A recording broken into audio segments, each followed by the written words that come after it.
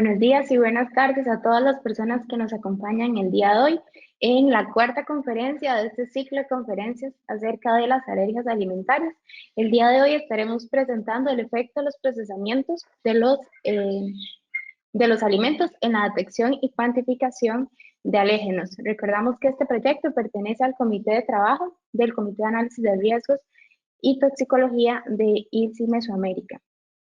ILSI Mesoamérica es una red global de científicos que trabajan de manera conjunta en un ambiente neutral y del más alto nivel de integridad científica para proveer la ciencia necesaria con el fin de mejorar la salud pública y el bienestar humano y la protección del medio ambiente.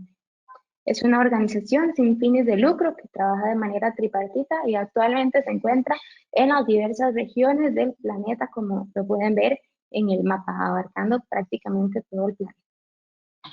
Antes de empezar la conferencia, hacemos una declaración de exención de responsabilidades acerca de que las opiniones expresadas en la siguiente conferencia son del presentador o la presentadora experta científica del día de hoy y no necesariamente reflejan las del Instituto Internacional de Ciencias de la Vida, con el acrónimo IRSI. La persona expositora científica ha tenido total libertad y responsabilidad para preparar su presentación. El día de hoy nos acompaña la máster Cindy Hidalgo Víquez. Ella es nutricionista, licenciada por la Universidad de Costa Rica, tiene una maestría en Ciencias de Alimentos. Desde el 2014 es docente e investigadora de la Universidad de Costa Rica. Actualmente es investigadora del proyecto Gestión del Manejo de Alérgenos en la Industria Alimentaria Costarricense y del proyecto Gestión de Alérgenos de Origen Alimentario, estrategia de cooperación interdisciplinaria para contribuir en la mejora de la calidad de vida de las personas que padecen alergias alimentarias, ambos de la Vicerrectoría de Investigación y de la Vicerrectoría de Acción Social, respectivamente, de la Universidad de Costa Rica. Además, la doctora Cindy Hidalgo es miembro de la Red de Alergias e Intolerancias Alimentarias de Costa Rica. Ha participado en publicaciones científicas relacionadas con conocimientos, actitudes y prácticas de las personas con alergias alimentarias, además en ponencias orales acerca de la gestión de alérgenos, tanto en servicios de alimentación como en escuelas públicas de Costa Rica, y ha participado en el curso de alergias alimentarias impartido por el Colegio de Profesionales en Nutrición de Costa Rica. La conferencia que ella nos estará presentando, y desde ya le agradecemos muchísimo su disponibilidad y participación el día de hoy, es acerca del efecto del procesamiento de alimentos en la detección y cuantificación de alérgenos con ensayo. A partir de este momento puede presentar, profesora. Muchas gracias.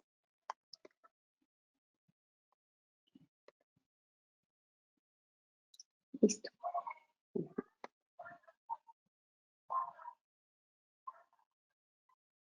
Me decís cuando se ve. Lo podemos ver. Si usted lo pone en modo presentación completa y listo. Okay.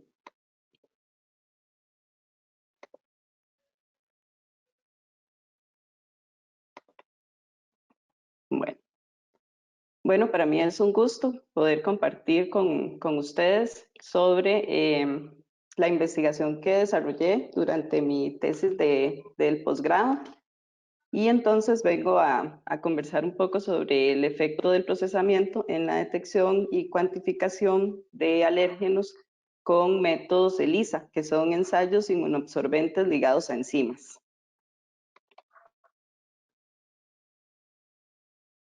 De forma introductoria, bueno, yo sé que esta conferencia pertenece a un ciclo de conferencias que han dado ya bastante información con respecto a la parte de estados de las alergias a nivel mundial, prevalencia y ese tipo de cosas. Entonces, nada más así de forma rápida, recordar que la prevalencia a nivel mundial de alergias alimentarias ronda entre el 1 y 4% en población general y cerca del 8% en población preescolar. Recientemente se han reportado algunos países que tienen prevalencias cercanas o de más del 10% en niños, lo cual convierte a las alergias alimentarias en un problema de salud pública, y por eso es que pues estamos tan preocupados y trabajando mucho en aportar de una u otra manera desde muchos ámbitos a que las personas con alergias alimentarias puedan tener una mejor calidad de vida. Y también se ha registrado un aumento en la severidad de las reacciones. Entonces, todo esto, ¿verdad?, conlleva a que la investigación se centre en ver cómo mejorar desde muchas áreas esta problemática. Dentro de los alérgenos más comunes está el grupo de los grandes 8, ¿verdad?, que es el que actualmente está definido por Codex.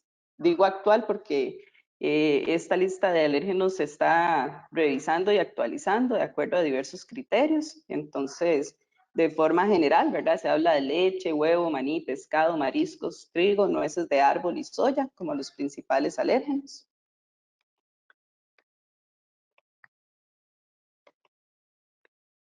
Y bueno, en cuanto a la situación actual con respecto a este tema, las personas con alergias alimentarias, lo que se les recomienda o el tratamiento que se les manda es una dieta de exclusión del alimento o la sustancia que les está generando la alergia alimentaria, ¿verdad? Entonces tienen que evitar consumir ese alérgeno. Y esto es lo que nos conlleva a toda esta importancia de poder detectar si en un producto o en un alimento se encuentra el alérgeno que puede causarle este problema a las personas. El problema no son los alérgenos que están como ingrediente en una preparación o en un alimento o en un producto, porque esos ya se sabe, ¿verdad? El productor sabe que los tiene ahí.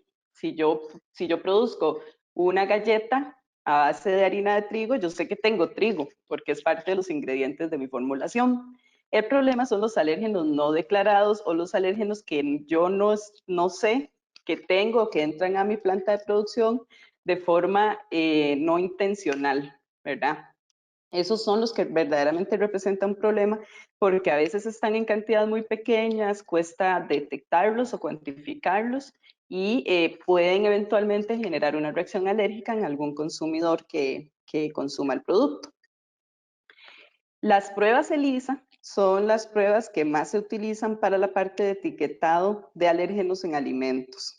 Entonces, a nivel mundial, estas pruebas son las más usadas y ahorita vamos a ver los diferentes tipos que hay y las facilidades que presentan frente a otro tipo de pruebas que la conferencia anterior fue sobre las diferentes metodologías para detectar alérgenos en alimentos, ¿verdad?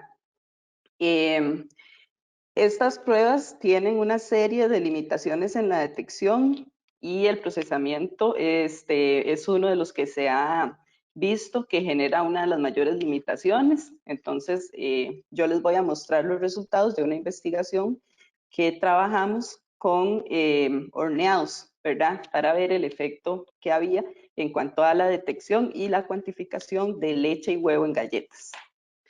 Y a nivel mundial hay toda una tendencia en la parte regulatoria de que los avisos precautorios, por ejemplo, esos de puede contener trazas de o contiene trazas de o se manufactura en una línea de producción que tiene tal o cual alérgeno, ¿verdad? La tendencia en legislación va hacia que para poder poner esos avisos se haga todo un análisis del riesgo en las plantas y solo después de hacer todo el análisis, si definitivamente no se puede asegurar que el alérgeno no está, poner el aviso precautorio, pero antes de eso no se va a poder, esa es la tendencia. Incluso hay países como Japón que ni siquiera permiten los avisos precautorios, o tiene o no tiene, ¿verdad? Entonces, esto obliga a la parte industria alimentaria, a los productores y en general voy a hablar de operadores de alimentos como está en el nuevo código de gestión de alérgenos de Codex, porque ahora también hay toda una tendencia de que en servicios de alimentación, restaurantes o comercios de comida para llevar se esté empezando a declarar alérgenos en las preparaciones. Entonces, eso obliga a probablemente empezar a hacer pruebas en los alimentos o en los productos para determinar si de verdad no contienen el alérgeno, si sí lo contienen, en qué cantidades lo contiene, porque ese es otro tema importante. Cuando hablamos de declaración de trazas, que eso es todo un tema, ahí, ¿verdad? Se tiene que ver que hasta qué nivel o hasta qué cantidad es que se permite declarar libre de o se declara como contiene trazas, ¿verdad? Pero eso es muy de cada legislación y ha costado mucho poder definir un límite. Para algunas cosas ya hay, algunos países como Japón ya tienen un límite establecido para todos los alérgenos, que es de 10 partes por millón, pero eso es en legislaciones que están bastante más avanzadas. Sin embargo, a esto es a lo que vamos y la parte de cuantificar los alérgenos en los alimentos toma mucha relevancia para este fin y también para poder, evidentemente, brindar a los consumidores la información más veraz que se pueda sobre el contenido de alérgenos en los productos.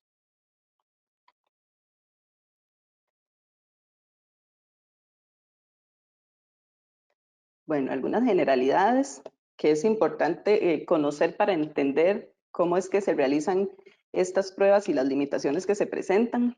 Los epítopos son las fracciones alergénicas de una proteína y se clasifican de forma general en dos tipos. Están los que son lineales y la secuencia de aminoácidos que causa la alergia alimentaria es continua, ¿verdad? O están los que son conformacionales o discontinuos, que la secuencia de aminoácidos no es continua en una proteína, pero a la hora de unirse a un anticuerpo sí se unen todos de una manera específica.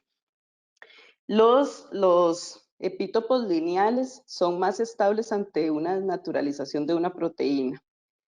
Esto, para efectos prácticos, quiere decir que probablemente esta fracción alergénica en esta secuencia se mantenga posterior a cualquier proceso que implique desnaturalización de la proteína. En el caso de los conformacionales o discontinuos, son menos estables, entonces cuando se presenta una desnaturalización, la secuencia se puede romper. A nivel clínico, esto podría, pero no es algo fijo, podría representar una disminución en el poder de alergenicidad de esta proteína. Sin embargo, eso no sucede siempre, ¿verdad? Y a nivel de detección en alimentos implica lo mismo. Al haber desnaturalización, podría ser que un kit específico no reconozca la proteína en el alimento, aunque sí esté y tenga todavía poder alergénico. En esto no voy a entrar mucho porque la conferencia pasada se trató de esto y si alguien no la pudo ver, puede consultar por los videos que están disponibles de las metodologías para cuantificar y detectar alérgenos en alimentos. Están los que son basados en la detección de ADN y específicamente las pruebas PCR de reacción en cadena de la polimerasa. Son pruebas confiables, muy específicas y sensibles. Hay una mejor extracción de las proteínas cuando hay desnaturalización, que esa es una de las limitantes que tienen las pruebas ELISA.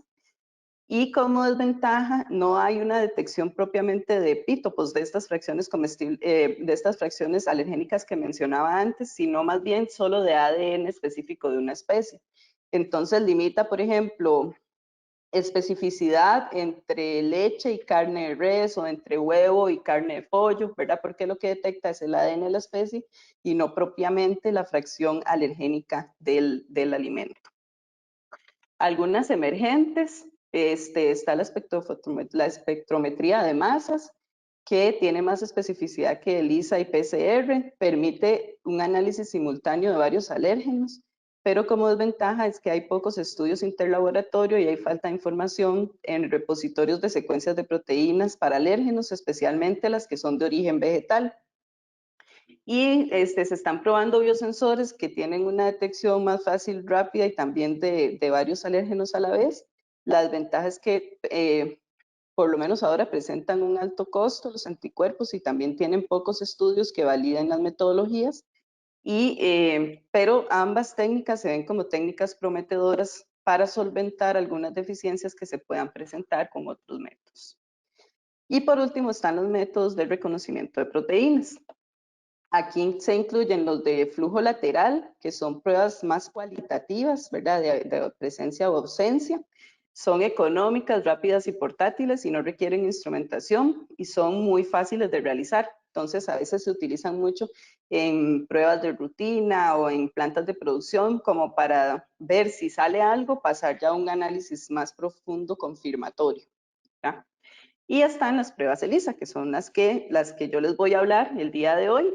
Estas pruebas son cuantitativas, bueno, también cualitativas, pero tienen la capacidad de cuantificar la cantidad de alérgeno en los alimentos y, como mencioné antes, son las más usadas a nivel mundial, específicamente cuando se habla con fines de etiquetado de alérgenos en alimentos.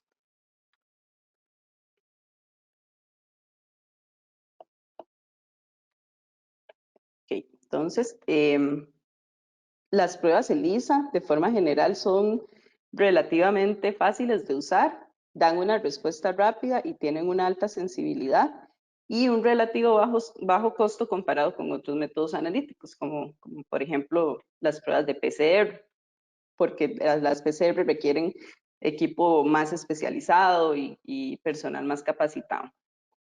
Hay algunos aspectos importantes con respecto a las pruebas ELISA que hay que tener claro, ¿verdad? Para poder entender las fortalezas del método y también las limitaciones.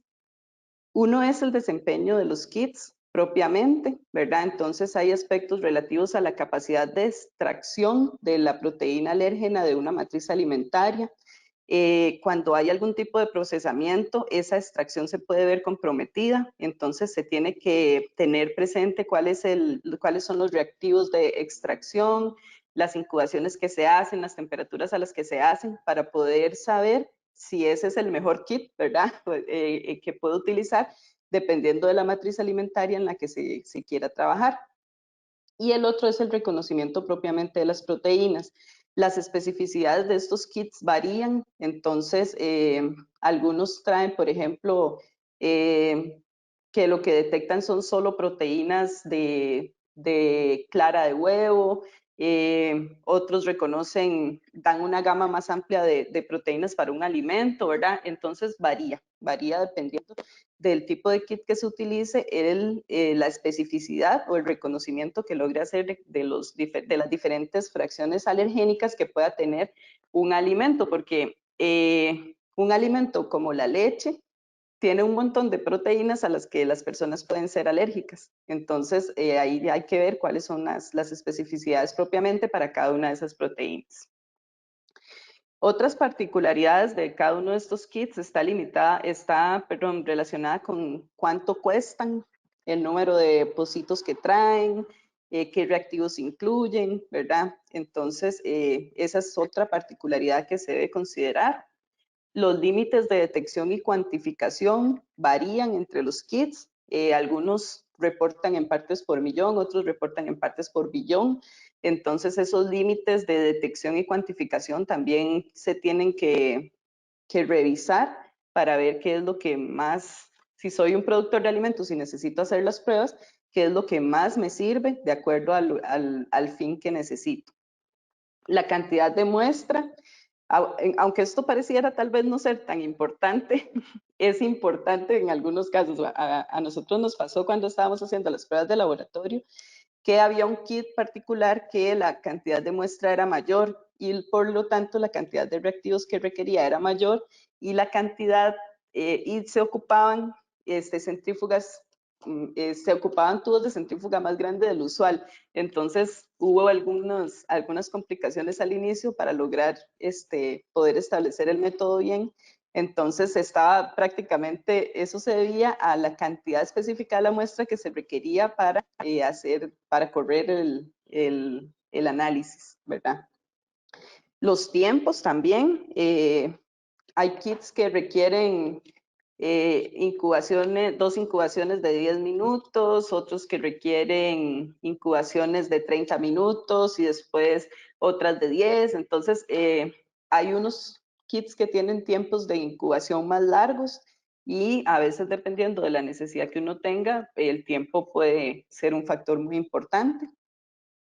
Y los programas de análisis de datos, cada uno de los kits, por lo menos estos 3 con los que nosotros trabajamos, tenía su propio programa de análisis proveído por la casa comercializadora de cada kit.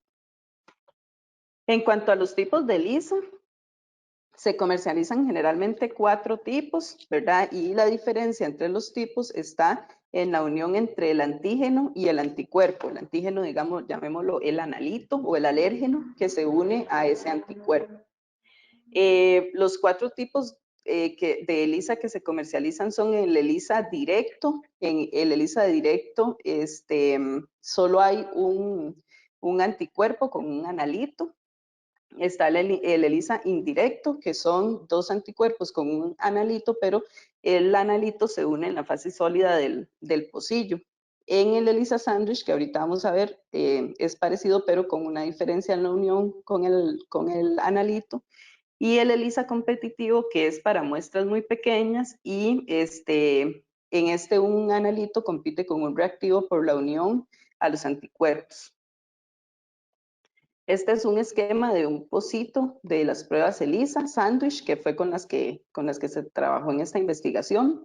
Entonces hay una fase sólida aquí abajo, ¿verdad? En esa fase sólida hay un anticuerpo inmovilizado. Se adiciona un analito, que es el alérgeno. Esto posterior a una etapa de extracción del alérgeno de la matriz alimentaria, que ahorita vamos a ver las fases en las que se lleva a cabo esto. Y posteriormente se adiciona un anticuerpo que tiene una enzima que da una reacción de color, una enzima marcada, ¿verdad? Si esta unión se da, la enzima va a mandar una señal de color y se va a detectar como positivo. Esa señal de color se cuantifica y ahí es donde se tiene una relación de la cantidad de alérgeno en la muestra. Si no se da esa unión, no se da la señal de luz, entonces se considera que no se detectó el alérgeno en ese pocito. Básicamente así es como funciona. Y bueno, sobre el efecto del procesamiento en la detección y cuantificación, se sabe que el tratamiento térmico provoca esa desnaturalización en las proteínas y también provoca algunas interacciones entre los compuestos de una matriz alimentaria que pueden generar que los kits no sean tan eficientes en la detección de estos alérgenos, o por el contrario, se pueden generar especies que el kit reconoce como reactivas, pero realmente no son reactivas. Entonces, puede haber una variación ahí en la detección debido a este proceso térmico que se aplica. Se ha visto que entre más largo y fuerte sea el tratamiento térmico, es más probable que la detección y la cuantificación se vean comprometidas de forma general. Sin embargo, hay un periodo de tiempo que es crítico en que se pueda dar esta caída, por decirlo así, en la detección o cuantificación de los alérgenos en productos que han pasado por un tratamiento térmico. También se han estudiado el tamaño y la forma de la matriz alimentaria para ver si hay alguna influencia en que la detección y cuantificación se vea comprometida. Muchos de estos estudios se han realizado en galletas y específicamente en galletas dulces. Este estudio fue con galletas saladas tipo cracker. Entonces, eso también es algo relevante porque bueno, de hecho la mayoría de estudios se han realizado con galletas dulces.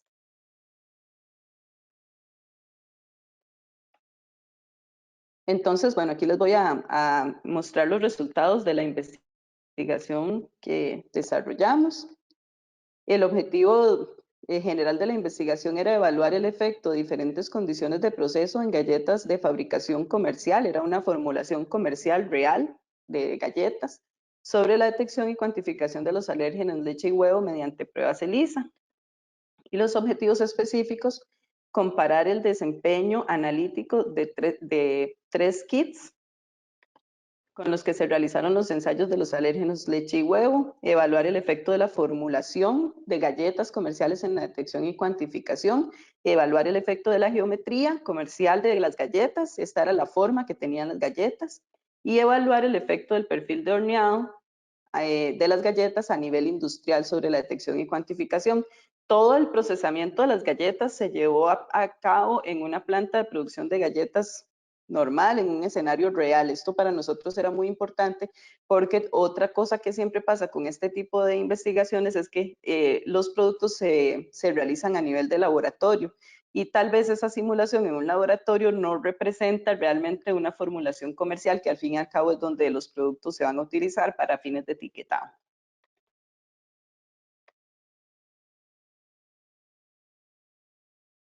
Algunos aspectos metodológicos en cuanto a los materiales. Como les digo, la elaboración y el procesamiento de las galletas se llevó a cabo en una línea de producción de galletas comercial a nivel nacional. Ellos comercian galletas a nivel nacional e internacional y fue en la línea de proceso de galletas saladas tipo cracker. Las pruebas ELISA se realizaron en el Laboratorio de Química del Centro Nacional de Ciencia y Tecnología de Alimentos, en el CITA, y se utilizaron las siguientes formulaciones y moldes para cada experimento. Se utilizó una formulación de galleta tradicional que se evaluó en el experimento de formulación, geometría y horneado. Se usó una formulación integral, que básicamente el ingrediente que más cambiaba entre la tradicional y la integral era la fibra. Se utilizó otra de molde tradicional, que fue para el experimento de formulación, geometría y horneado, y una de un molde XL más grande para el experimento de geometría, a ver si la forma de la galleta en sí tenía algún efecto en la detección y cuantificación. Sobre los kits ELISA y material de referencia, el material de referencia que se usó para leche fue el Mónica MQA 082016, y este material certificaba para leche 17 miligramos por kilogramos de proteína de leche, y el material de referencia para huevo fue el NIS 8445, que certifica una fracción de masa de referencia de 48% más menos 1. Sobre los kits, todos eran kits de tipo ELISA Sandwich. Los kits ELISA trabajan, digamos que con dos etapas, una etapa de extracción del alérgeno y otra etapa de análisis ya propiamente de la prueba ELISA. Entonces, bueno, las muestras se procesaron, se hizo el procesamiento, ahora se licuaron y se homogenizaron, se pesaron en balanzas analíticas. Ahí se adicionó el buffer de extracción, que cada kit tiene su propio buffer de extracción, y como mencioné antes, cada kit también indica la cantidad de muestra que se debe adicionar para realizar el análisis. Eso se pasó por un vortex, después se hizo una incubación en un baño de agua a la temperatura y por el tiempo especificado por cada uno de los kits. Cuando se requirió, porque no siempre se requirió, se pasó a un centrifugado también por el tiempo que especificaba cada uno de los kits. Y después del centrifugado o después de la incubación, el sobrenadante contenía el alérgeno. Eso se pasó a micropocitos, ¿verdad? Y ahí también se hace una incubación dependiendo del tiempo que establezca cada kit. Después se hacen unos lavados con un buffer de lavado proveído por el kit, y la cantidad de lavados la cantidad de lavados que se hagan depende de cada uno de los kits. Se adiciona un conjugado, se hace otra incubación, se vuelve a hacer otro lavado, se adiciona el cromóforo, que es el que va a dar la señal de luz, y después se hace la lectura.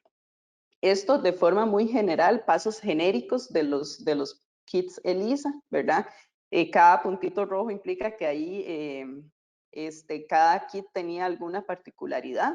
Entonces, pero de forma general, esto es en lo que consiste una prueba de este tipo, y son los pasos que se siguen para obtener al final esa cuantificación o esa detección que se requiere en la muestra.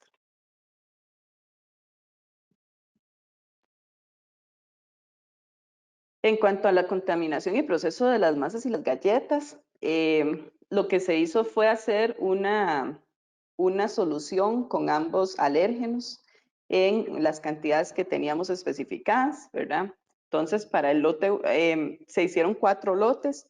Para el lote 1 se contaminó con 138 partes por millón de leche, y para los 2, 3 y 4, 500, y para el 2, 200 partes por millón de huevo y después con 100 de leche. ¿Por qué la diferencia entre el kit 1 y el kit 2, 3 y 4? Bueno, eso fue un asunto de logística y disponibilidad del material de referencia, que tuvimos que hacer algunas variaciones, pero al final sí se contemplaron los 4 lotes para hacer el análisis.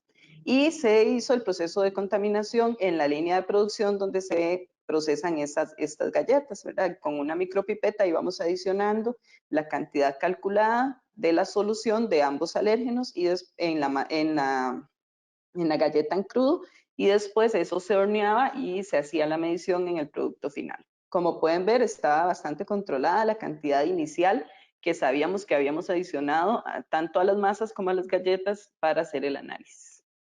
El manejo de muestras, todas las muestras se trasladaron al CIT, al Centro Nacional de Ciencia y Tecnología de Alimentos, se almacenaron a menos 80 grados centígrados, tanto las masas crudas como las galletas, hasta que se requirió o se pudo hacer los análisis.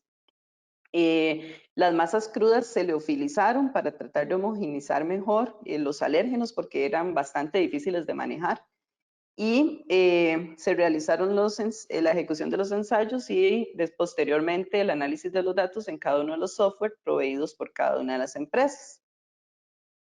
Con respecto a la parte estadística, se trabajó con un diseño experimental de bloques al azar, donde cada lote era un bloque y a su vez coincidía con cada una de las repeticiones. Como les dije antes, fueron 4. Se hizo un arreglo factorial donde un factor eran los kits, ¿verdad? Y otro factor eran las formulaciones o antes o después del horneado, dependiendo de cada uno de los experimentos que se hizo. Se corrió un ANDEVA con un nivel de significancia del 5% y se evaluaron las significancias tanto de los efectos simples como la de los factores y su interacción. Y el análisis se realizó en el software Jump Pro 9.0.2. Esa es la versión en la que se corrió. Los resultados están reportados en base seca y planteados en función de la cuantificación. Se decidió reportar en base seca porque variaban en cuanto a humedad. Entonces todo se pasó a base seca y están planteados en función de la cuantificación porque al final todos pudieron detectar el alérgeno, que eso es muy bueno. Todos los kits tuvieron la capacidad de detectar el alérgeno, pero no así, o sea, obviamente detectaron y se pudo cuantificar, pero vamos a ver algunas limitaciones en la cuantificación.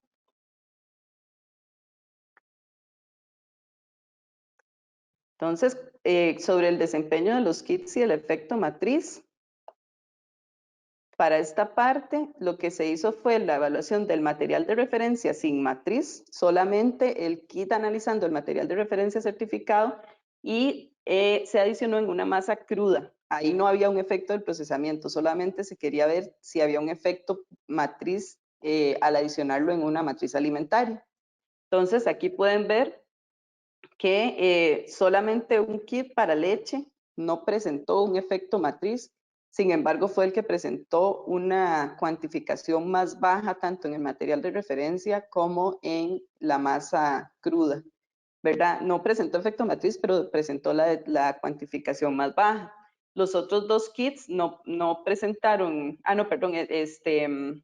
más bien presentaron el efecto matriz. En el caso de este primero, con una subestimación y en este segundo con una sobreestimación versus a lo que se detectó solo con el material de referencia. Entonces estos 2 kits sí presentaron un efecto matriz para leche. Para huevo, este no presentó efecto matriz y estos otros 2 sí presentaron efecto matriz, ¿verdad? Cuando ustedes ven un check verde, eso significa que el kit obtuvo una cuantificación dentro del rango esperado, porque para estos kits se espera que cuantifiquen entre 50 y 150% del alérgeno. ¿A qué se puede deber esta variabilidad entre los kits con respecto a lo certificado en el material de referencia? Bueno, un tema es la extracción de la proteína. Puede haber una pérdida de solubilidad por pH, por modificaciones químicas o por fenómenos de agregación en las proteínas. Los reactivos de extracción de cada kit también pueden influir, ¿verdad? Los de RevioFarm y Veratox reportan un reactivo que se llama PBS para leche, y Veratox PBS también para huevo. Para el otro kit para leche no indica específicamente cuál es el reactivo, y para huevo los otros dos kits no reportaban específicamente cuál era el reactivo. Y los protocolos de extracción de cada kit también variaban. Solamente el kit de RevioFarm para leche adicionaba una extracción a 100 grados centígrados, que eso no lo hacían los demás porque la hacían a 60 grados. Entonces, ese cambio en la extracción puede generar diferencias. En cuanto al reconocimiento de las proteínas, como mencioné antes, la especificidad varía, ¿verdad? Entonces aquí podemos ver que este primero declara que su especificidad es para proteínas de clara de huevo, ovoalbúmina y ovomucoide. El otro declara anticuerpos contra ovomucoide, ovoalbúmina o transferrina y lisozima. Y el otro solo dice anticuerpo anticlara de huevo. Entonces, ¿verdad? Ahí las especificidades y qué realmente el kit está reconociendo varía entre los tres.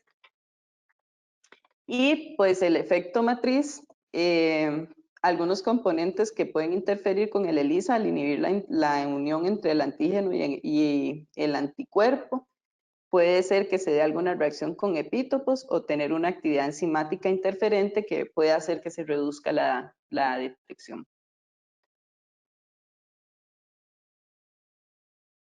Sobre el efecto de la formulación, lo que hicimos fue evaluar la cuantificación de los alérgenos en dos formulaciones diferentes. Como les dije antes, la diferencia era básicamente la fibra. Para esto, cuando encontramos en el ANDEVA una significancia, lo que se hizo fue una comparación de Bonferroni a un nivel de significancia de 0.017, y la variable respuesta fue el porcentaje de cuantificación con respecto a la concentración detectada en la masa en crudo del alérgeno.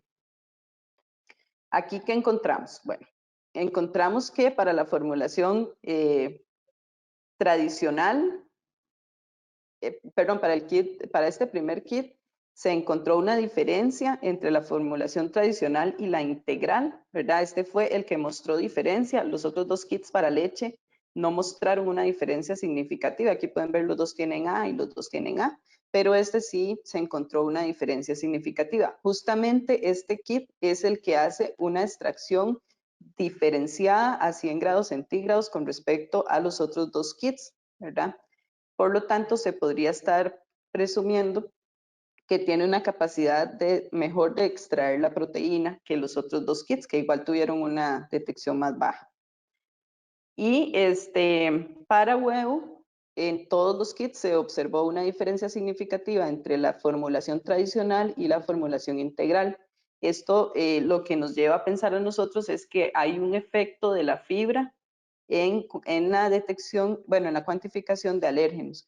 Esto no se encontró en literatura, reporte de estudios que hayan estudiado el efecto de la fibra. Por lo tanto, abre una oportunidad de investigación para analizar si realmente la fibra puede tener un efecto en la cuantificación de alérgenos con estas metodologías.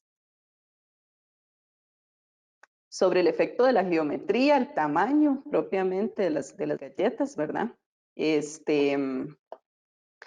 Para esta, el área XL era un 26% más grande que la tradicional y tenía el doble de peso que la tradicional.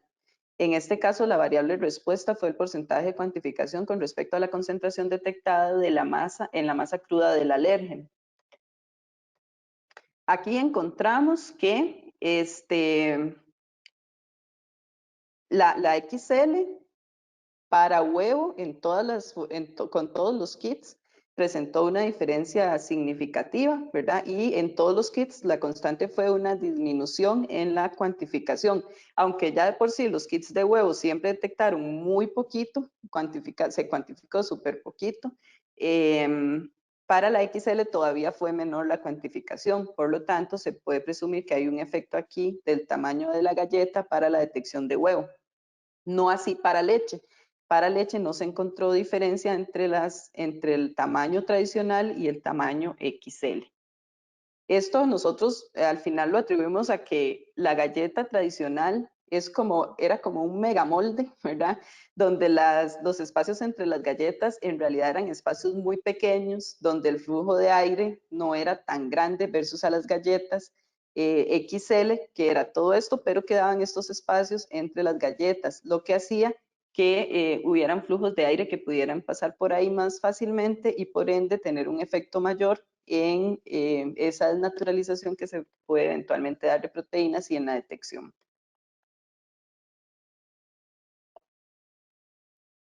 Okay.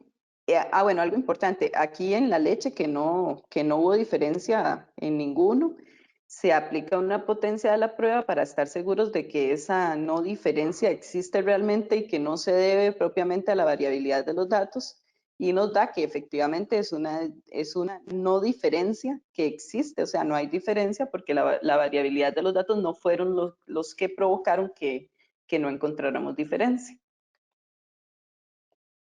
Este es un aspecto poco estudiado y se relaciona con la distribución de calor en la galleta. Hay una investigación muy bonita donde pusieron hasta termopares en los alimentos y vieron, ¿verdad?, cuáles tenían unas temperaturas internas mayores, y la relación sí es que a mayor temperatura interna tiende a haber un mayor efecto en la cuantificación del alérgeno. Sin embargo, el efecto del horneado termina siendo más evidente o impacta más que el efecto de la geometría.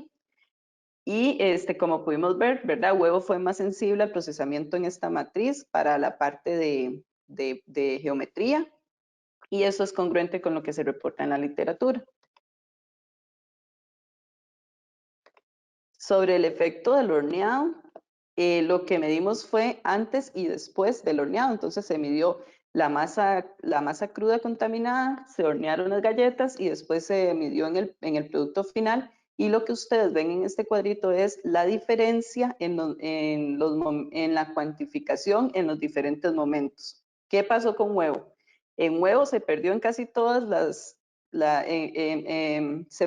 se detectó, perdón, con los 3 kits, prácticamente un 95% menos de lo que se puso al inicio. Se sabía que estaba en la masa cruda. O sea, en otras palabras, para huevo, la detección y cuantificación de alérgenos en esta matriz disminuyó un 95%. Para leche, no fue tan drástico, pero sí la tendencia siempre es a que se disminuye la cuantificación, ¿verdad? Sí, estos datos de leche no dan diferencias significativas, y en el caso de la leche sí se debe a que los datos son súper variables. En el caso de huevo no hay diferencia significativa, pero no se debe a la variabilidad de los datos, simplemente no hay diferencias significativas. Entonces, aquí, cosas importantes. Huevo tiene una muy baja detección después del horneado, y eso es congruente con lo que reporta la literatura, por lo menos para matrices como galletas. Y todos los kits tuvieron un comportamiento similar. Ya está definido por EFSA que los procesos térmicos de los alimentos son los que más influyen en la detección de los alérgenos del huevo, y esto es debido al reconocimiento reducido de una proteína nativa modificada por los anticuerpos o a la solubilidad disminuida de las proteínas. Esto nos lleva al reactivo de extracción, ¿verdad? Y aquí se habla de valorar otros reactivos de extracción como el dodesilsulfato de sodio. Esto ya le queda tarea si hay gente aquí de casas comercializadoras de este tipo de kits, ¿verdad? Y está el asunto de la especificidad en cuanto a anticuerpos policlonales o monoclonales. Los policlonales detectan varios epítopos a la vez. Los monoclonales son más específicos, entonces en algunos momentos, específicamente para huevo, se cuestiona si es mejor usar monoclonales antes que policlonales.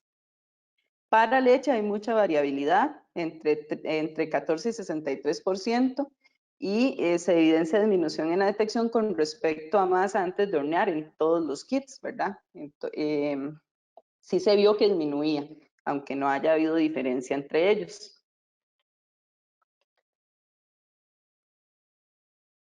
Bueno, como conclusiones, en cuanto al efecto matriz, entonces se presenta con ambos alérgenos. pero no con todos los kits, y no tener efecto matriz no necesariamente indica una buena detección, como pasó con uno de los kits. En cuanto al efecto formulación, se presentan algunos kits y se concluye con la matriz estudiada que algún componente, que es la fibra probablemente, puede tener un efecto de sobreestimación en la detección de leche. Y en cuanto a huevo, más bien es un efecto de subestimación y se dio con todos los kits.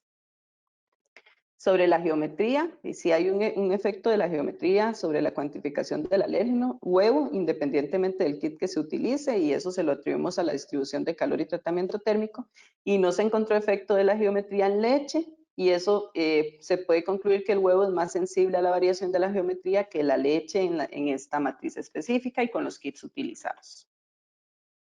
En cuanto al efecto del horneado, el huevo no presentó diferencias entre kits, todos bajaron su detección bastante, ¿verdad?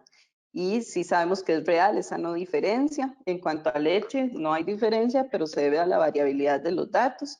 Sin embargo, ambos resultados sobre el efecto del horneado requieren atención, esto porque pueden presentar un riesgo para la identificación de alérgenos en alimentos en la industria alimentaria.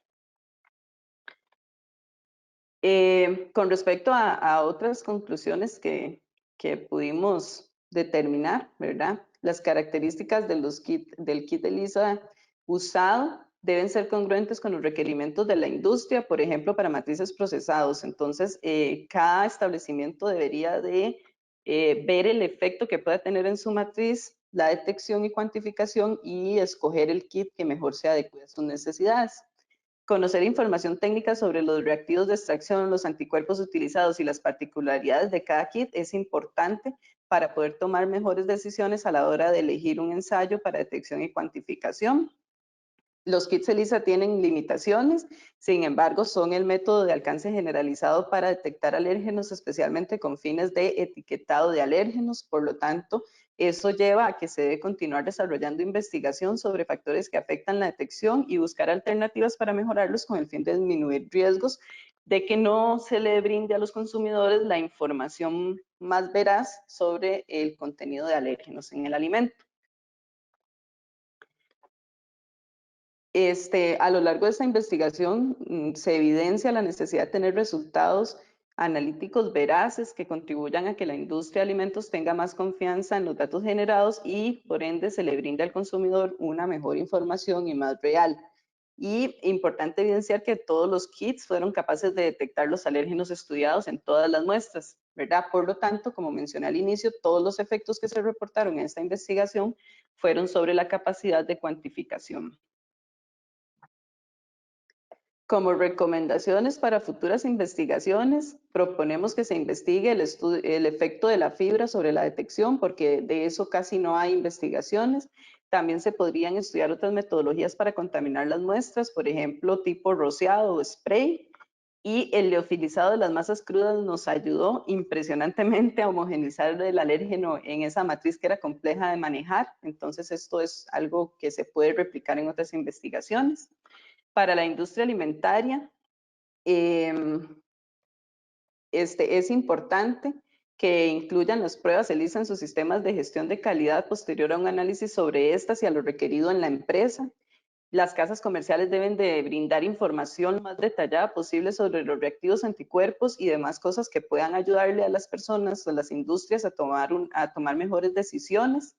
Los laboratorios deben de validar los métodos analíticos y asegurar los resultados confiables. Siempre los laboratorios deben de regirse por parámetros de calidad analítica, ¿verdad?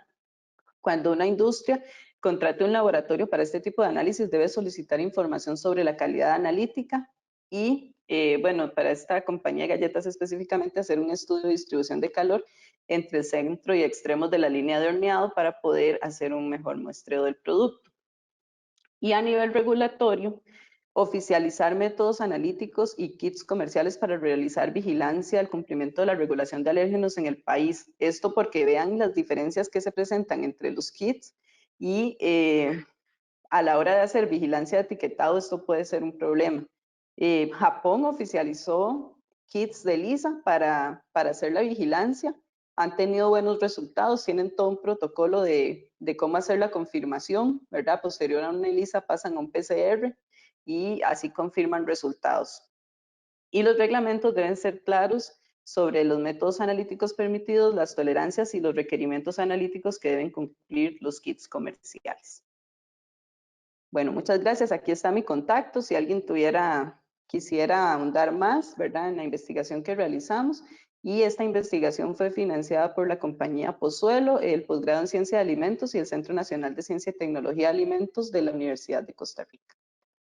Muchas gracias.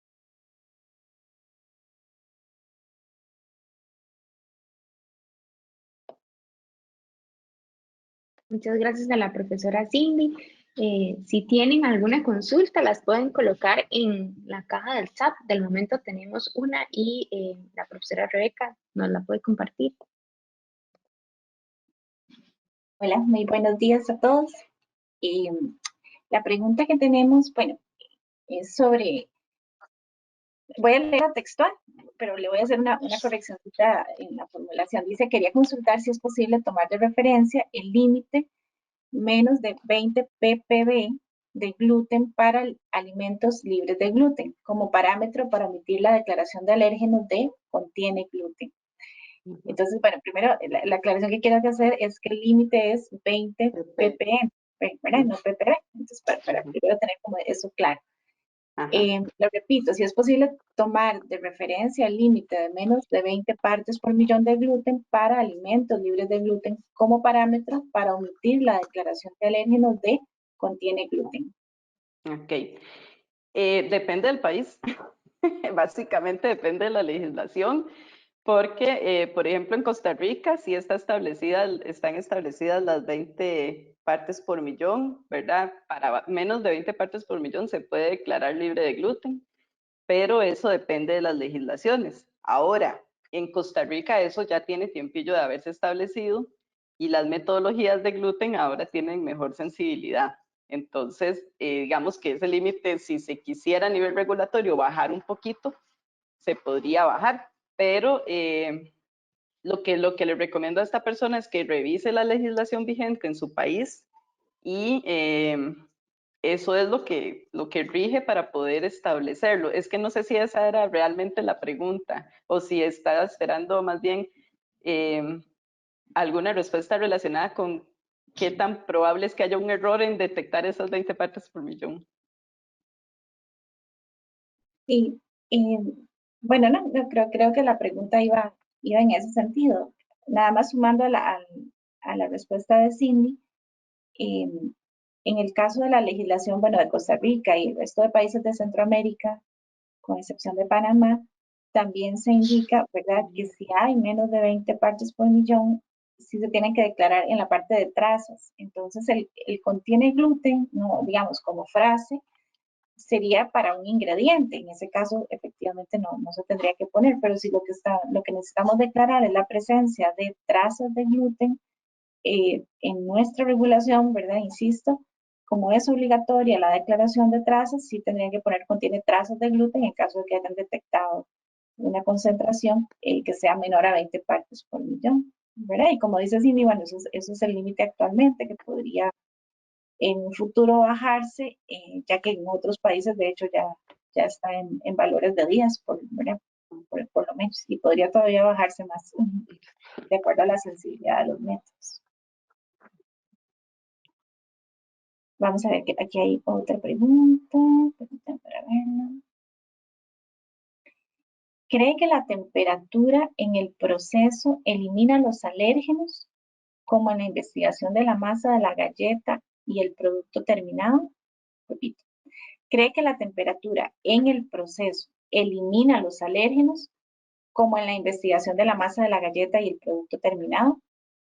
Ok, qué importante esta pregunta, tal vez para aclarar que no es que se elimina el alérgeno.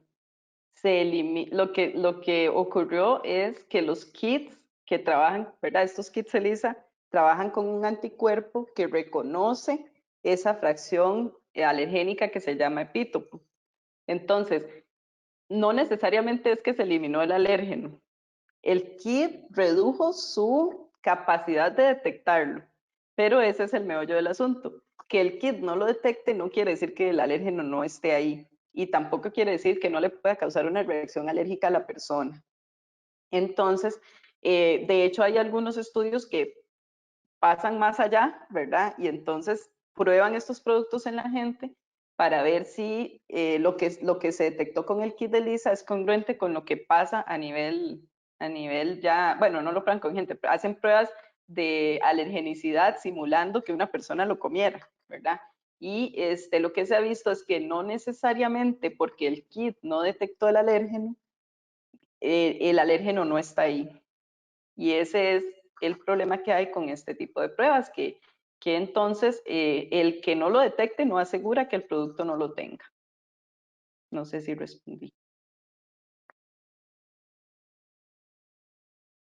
Bueno, pero otra cosa, que la temperatura, efectivamente, el efecto del proceso térmico es importante a nivel de detectar el alérgeno con este tipo de pruebas, también a nivel de generar una reacción alérgica. Lo que se ha visto es que las personas empiezan a introducir los alimentos cuando ya se les permite, guiados por una persona, un personal de salud, ¿verdad? Que trabaja con estos temas, ya se les permite en algún momento hacer una reintroducción de algún alimento que en algún momento les causaba alergia. Generalmente se empieza por productos horneados, por esto mismo, porque hay una mayor desnaturalización y puede hacer que los toleren mejor a que algo que esté crudo. Sin embargo, no es, digamos, como una relación lineal, ni es que porque ya está horneado no va a causar reacciones alérgicas porque se desnaturalizó la proteína, ¿verdad? Todo eso tiene que quedar muy claro. El hecho de que el kit no lo reconozca o no lo detecte o cuantifique no quiere decir que no esté el alérgeno o que no pueda causar una reacción alérgica.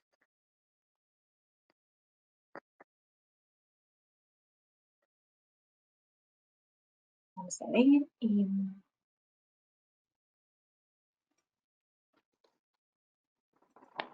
Yo no veo ninguna otra pregunta, pero mejor confirmo con Diana. Hay, bueno, un par de preguntas más, una en relación con lo que estaba hablando la profesora Cindy ahorita. Entendí que el horneado disminuye la detección del alérgeno huevo. ¿Esto se debe a que es más difícil detectar? ¿O por qué disminuye la presencia del alérgeno debido a una posible desnutrición? Ok. Disminuyó la detección y cuantificación para los dos, para leche y para huevo, y eso se espera en prácticamente todos los alérgenos, que disminuya después de un procesamiento térmico y específicamente horneado, ¿verdad? Entonces, sí se da la disminución en prácticamente para cualquiera de los alérgenos a los que por lo menos yo sé que hay kits, lo que se esperaría es que haya un poco de disminución en la detección y cuantificación, pero no entendí la última parte de lo de desnutrición. Desnaturación. Desnaturalización, ajá. Sí, es por eso, porque hay un cambio en la conformación de la proteína. Vamos a ver, el kit tiene un anticuerpo que se une a un alérgeno, ¿verdad? Y al inicio vimos los epítopos, esos que son lineales o conformacionales. Entonces, el anticuerpo reconoce esa fracción de la proteína. Si la proteína se desnaturalizó, puede hacer que haya cambiado esa conformación y el kit ya no la reconozca como tal. Entonces, o puede ser que el kit tenga la capacidad de reconocer solo una parte de las proteínas alergénicas que tiene un alimento y no todas. Eso también puede pasar. De hecho, la mayoría de kits de huevos solo reconocen clara de huevo, no reconocen yema, y la yema también a algunas personas les causa alergia alimentaria. Hay una pregunta más. Buen día, gracias por la exposición. ¿El huevo se adicionó crudo o deshidratado? Igual consulta para la leche. Ambos materiales de referencia estaban en polvo y deshidratados, ¿verdad? Ya vienen ellos, son en polvo, ¿verdad? Huevo en polvo, leche en polvo, y hay investigaciones de que, o sea, como ya vienen con la cantidad de proteína certificada, el hecho de que estén así no tiene, por decir así, un impacto o no debería tener un impacto en la detección propiamente que puedan hacer los kits. Si hay estudios que validan que la forma en la que está el material de referencia sí sirva para hacer este tipo de investigaciones. Cindy, te preguntan también si tenés información de lo que puede ocurrir en productos de fritura como el maní. Si recuerdas algún estudio similar. No, con fritura no recuerdo haber leído ningún estudio. Sería interesante.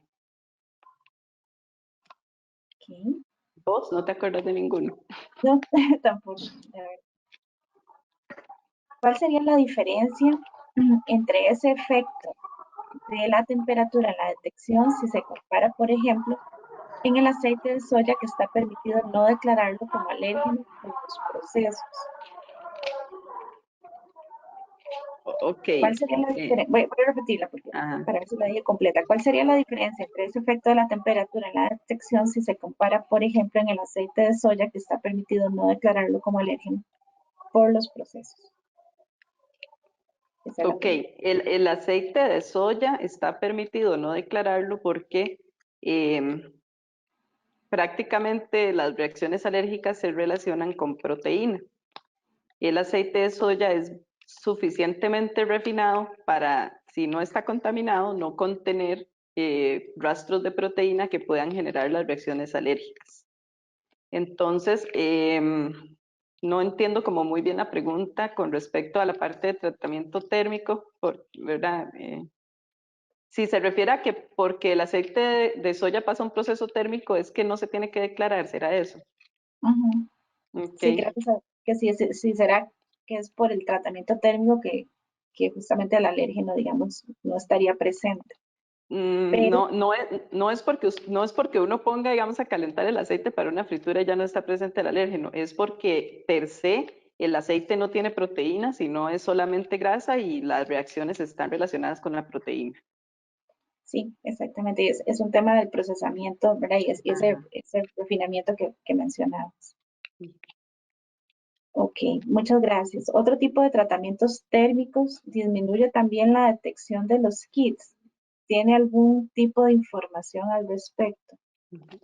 Sí, he visto algunos estudios de hervido. Hay un estudio muy bonito en China y sí, ellos estudiaron que el hervido también tendía a disminuir la cuantificación. No, de fritura en serio no recuerdo haber visto estudios, entonces más bien nos queda ahí de tarea revisar porque es interesante. Yo no recuerdo haber visto ningún estudio de frituras, pero de forma general lo que se presume es que al haber un tratamiento térmico, independientemente del tipo de tratamiento que sea, ahí va a haber una desnaturalización de las proteínas, porque eso no sucede porque sea una fritura o porque sea un horneado, sino que sucede por una temperatura a la que ya empieza a haber desnaturalización. Y entonces uno lo que puede presumir de forma general es que al aplicar cualquier tratamiento térmico puede haber una disminución en la detección y cuantificación.